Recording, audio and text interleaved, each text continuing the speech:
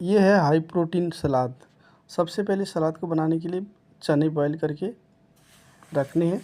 उसके बाद एक पेस्ट बनाना है जिसमें रहेगा काजू, बादाम और मखाना, पम्पकिन सीड। इसको आधा घंटा भिगो के रखना है और 2-3 कलियाँ लहसुन के। और उसके बाद इसमें धनिया, हरी मिर्ची और लेमन जूस, ऑलिव ऑयल डाल के इसको पुदीना साथ में और फाइन पेस्ट बनाना है। और चना बॉईल करके इसमें खीरा, टमाटर, धनिया, कैप्सिकम, प्याज डाल के सारी चीज़ को मिक्स करना है।